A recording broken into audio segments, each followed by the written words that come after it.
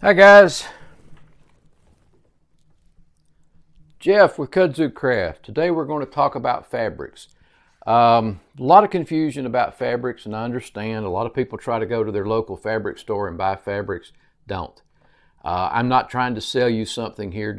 Obviously I am trying to sell you something, but I'm trying to give you some honest advice here.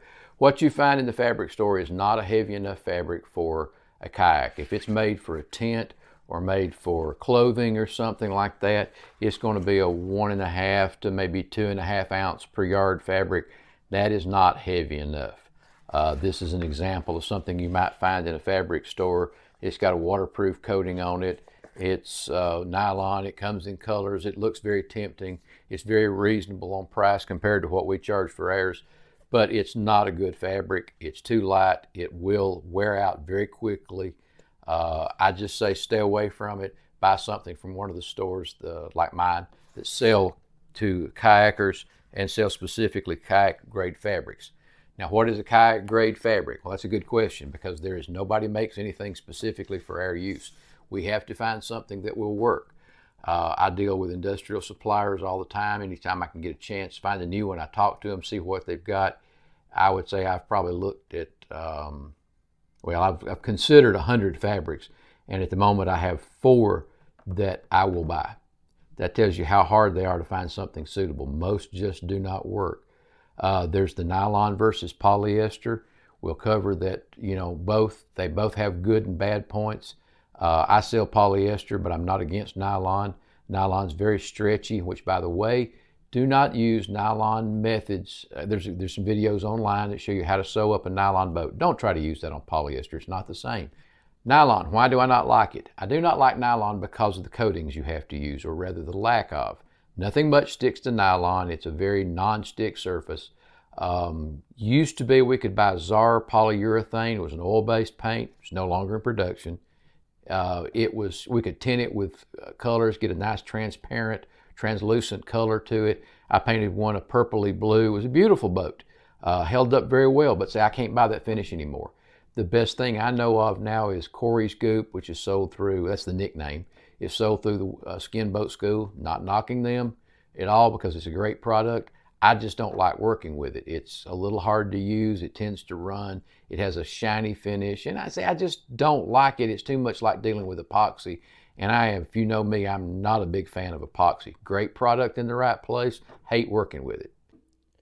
Another thing I don't like about nylon is it is hygroscopic. I believe that's the way it's pronounced, meaning it's attracted to water and it absorbs water. What'll happen is you put your skin on your boat, and even though it's sealed, it'll still absorb water, and when it does, it expands. And suddenly this tight skinned boat, which looks beautiful all the time, will get loose. Now it's going to vary with the nylon you use, which one, some's worse than others. I've done 2, maybe 3 boats in nylon, and they all became loose. The good news is over time it lessens. I've got my original curlew down in the basement.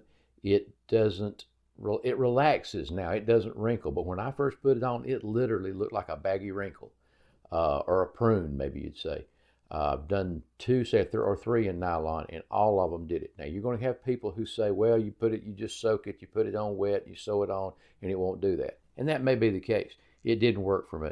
I wet my last one down, sewed it on, and it was a real lightweight nylon, and it looked like a prune when it got wet. So I started looking into polyesters because I was thinking, if I'm going to build a boat, I can't build you a brand new boat, give it to you. First time you take it out, it goes from sounding like a drum head to looking like a prune. So that's why I went to polyester. So I sell polyester because anything will stick to polyester. And I'll qualify anything by saying that anything I have found. Paint, polyurethane, varnishes, oil-based, water-based. So far, we've not had any problem with any of that turning loose. Now let's jump to the polyesters I sell. We'll start with, there's 2 different weaves here. These 2, I don't know how clear it'll be on there. Coarse weave, they look kind of like a canvas fabric, especially when they're painted. This is our new premium fabric. It's a very fine fiber, very smooth finish, very tough fabric. Let's go back to weights for a minute. Now we talk about 6 ounce, 8 ounce, and this is 6 ounce. What does that mean? That is the weight of 1 square yard of raw fabric. That's what I understand. They cut a 3-foot square piece, weigh 6 ounce. Okay, that's a 6 ounce fabric. It does kind of indicate the weight, the strength, because it tells you something about the fabrics that are used in there and how big they are. Real light fabric like the tent fabrics we were talking about, that is probably a 1.5 to maybe 2.3 ounce fabric. Substantially lighter weight than this, not near as strong. Strength is determined more by these little fibers they use in there, how strong they are, and how they're woven. The weave has a big factor in this. I've talked to the mills, the sales guys have taught me a little bit. I still don't understand it all. But now of the three we sell, just a confession here I've got to make, and I found out about this a few months ago. The original 8 ounce is actually a 6 ounce fabric. So all my fabrics are now 6 ounce. We sent it to the mill for a sample like this, and they weighed it and checked it and said it's actually 6 ounce. It's been sold as 8 ounce to me. It's sold out there as an 8 ounce, and it's a durable fabric. So I continue to call it the 8 and try to qualify so that nobody thinks I'm trying to mislead them. But difference is lightweight, not lightweight, weave. This is the loose weave. I keep wanting to say light.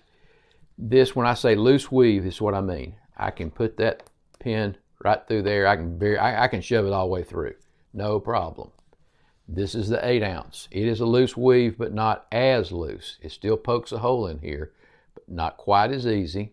And the big thing with it is you can take a pencil eraser, works good. Take your finger and you can shove those fibers around out of alignment, kind of try to line them back up. But I don't know how clear that'll be, but I can still see very clearly where I just pushed that hole and pushed that fibers around. I'll take my 8 ounce, same thing, if I can hold it still. Use my fingers, and you can fix that. It'll never show. That's because it's a little tighter weave, so it's a little easier to work with. And what that in practical terms means, when you're stretching this around the boat and you're sewing this seam, trying to pull that tight, you're going to pull little holes in there. Sometimes you can work them back out, but usually not. You've got to seal those. That's the drawback to a light, loose weave fabric. See, I keep trying to say lightweight, but a loose weave fabric is you've got to deal with little pull holes.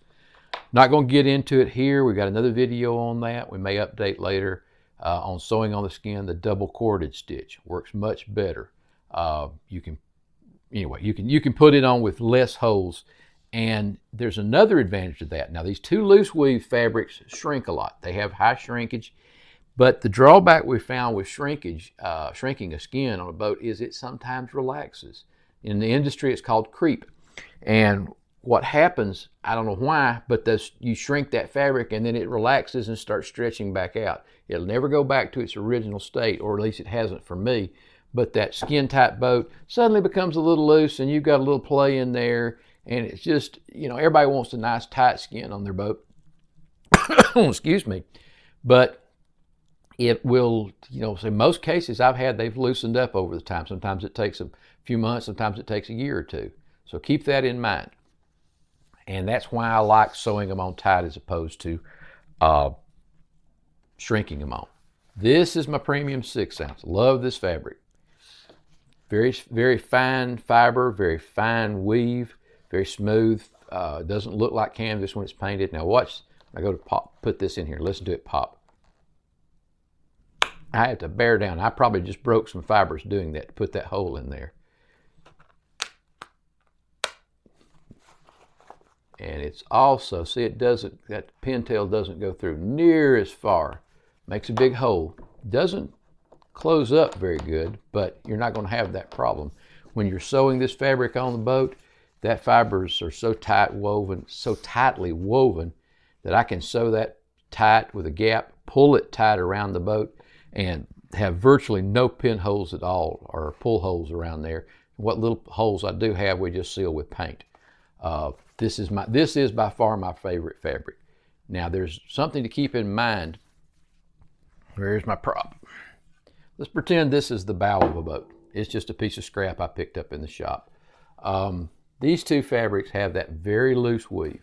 So if you're sewing toward this, say this is the end, the bow of it. You're sewing down through here. You can work those fibers and shift them as you sew.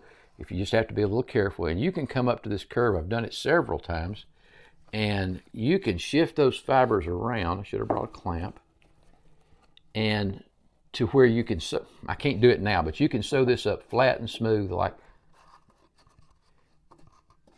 Well, again, I can't do a good example here like that and not have to put a seam in here. If you do the 6 ounce premium fabric, it doesn't give. It doesn't stretch like that. There's no way you're going to pull that around and not have wrinkles. So you have to split that in half and, no, excuse me, not split that in half. You come up through here and sew in a seam right through there and then split it. There's a way around that using a brass rub strip, but again, this is not a sewing video, so we're not going to get into that. Trying to think if there's anything I've forgotten. One thing I do want to stress is I don't make any more on any of these fabrics. I make about the same per fabric. So if I'm pushing one, the premium, it's not because I'm making more money on it. It's because I think it is a better fabric. If you're sewing, we'll use that example. If you're going to sew a Badarka, grab the 8 ounce. It's a little harder to work with, but it fits the contours a little better. It is definitely easier, like on the Curlew, the 1 or 2 boats that have still got the fantail stern. This one I have put on there, and it's hard to put on. I can't hardly put one on without some wrinkles. You know, keep in mind these heat shrink. That one doesn't, but this one, you know, as I say, you do have the issue of creep to deal with. There is one other thing I forgot to cover when we were talking about this. The economy 6 ounce. Now, as I say, it's cheaper. I've told you I prefer the 8 ounce, but the big reason I don't like the 6 ounce is the looser weave here has a problem, or it creates a problem when you go to paint it. What happens, what you can't see is when I hold this up, and you can only really see it when it's painted, but there's little tiny pinholes all through here where the weaves cross. Right at those corners, there's little pinholes. When you go back to paint this, the paint soaks in. It doesn't fill those pinholes. Now with the 8 ounce fabric, 3 coats of Rust-Oleum, which is what I typically use, but I found it just about any paint. 3 coats will seal all but just a few little pinholes. You'll have a few here and there, but they'll fill up with debris and trash in the water real quick. Never create a problem, maybe just a little seepage. But now with this fabric, when you've got hundreds of little tiny pinholes that seep water in, you've got an actual leak. I've talked to people who've taken 5, maybe 6 coats of paint to seal this up. And that's a lot of paint, and I'm set in my ways. I don't like that. So I prefer the 8 ounce over that, even though it's a little pricier, because I can get by with 3 coats of paint. I think that's everything I wanted to cover. If you've got questions, please ask in our forum. There's a link on the website to it. I do answer emails. I try to answer them quick, but I'm going to be brief. But honestly, I get a lot of emails, and I don't have that much time. Anytime I spend on the computer is time away from the shop. And it may be right now in peak season, it may be a couple of days before I can get around to your email. But if you'll answer the forum, I do check it every morning, and those guys there are great about answering questions. Plus, they have no bias. Anything I say will sound biased because I am trying to sell you something. This is how I make my living. But I still give you honest advice. But if you can go there, you can get something independent, somebody that doesn't have any financial interest in my company or whether I sell anything or not. So again, we appreciate you watching. Hope to update some more soon. Thank you very much.